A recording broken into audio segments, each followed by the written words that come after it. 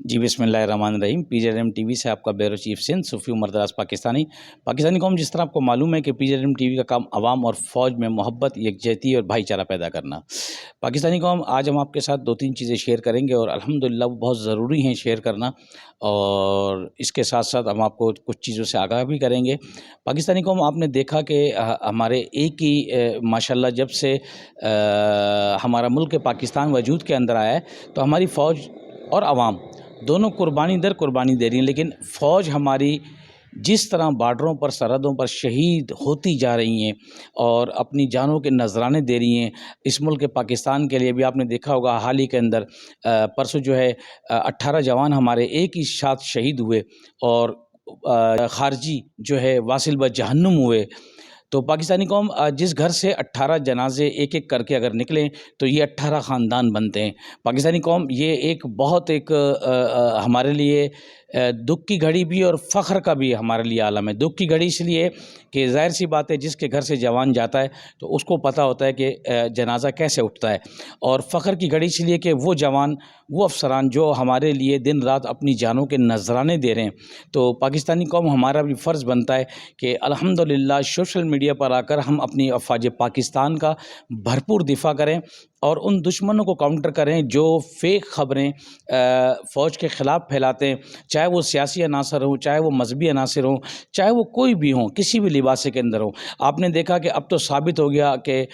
راہ جو ہے فنڈنگ کر رہی ہے پوری بلوچستان سے لے کر اور تقریباً پورے پاکستان کے اندر جہاں جہاں ان کے سلیپر سیل تھے، اور آپ نے دیکھا کہ ہماری فوج ان کو کس طرح بے نقاب کر رہی ہے، جس میں ہماری فوج ہے، ہماری ISI ہے، MI ہے، رینجرس ہے، پولیس ہے۔ پاکستانی قوم سیکورٹی تمام ادارے جو ہیں، FC ہے، جتنے بھی ہیں، ان کے اوپر کالی ضرب لگا رہے ہیں۔ تو پاکستانی قوم بڑی اب انشاءاللہ جہاں اتنی قربانیاں ہیں، تو آج ہم آپ کو PZM TV کے حوالے سے بتائیں کہ انشاءاللہ العزیز 2025 کے اینڈ میں، یہ کوئی غیب کا علم نہیں ہے، یہ ایک تجزیہ ہے اور ایک تجربہ ہے اللہ کی مہربانی سے، اور ذرائع کی رپورٹ ہے۔ ذرائع کس کے؟ کہ الحمدللہ جو ملک سے باہر بھی بیٹھے ہیں، ملک کے باہر اندر بھی ہیں، PZM TV کے ذرائع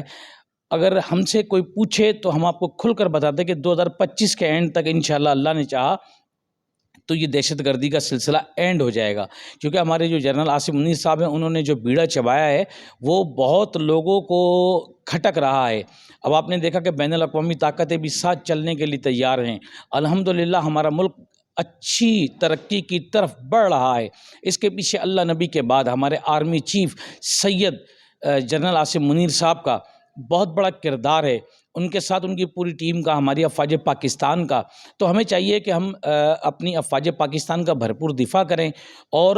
خاص طور پہ قادیانی کو کاؤنٹر کریں، جو کہ ہمارے اندر زہر اس طرح گھول رہے ہیں پورے پاکستان کے اندر کہ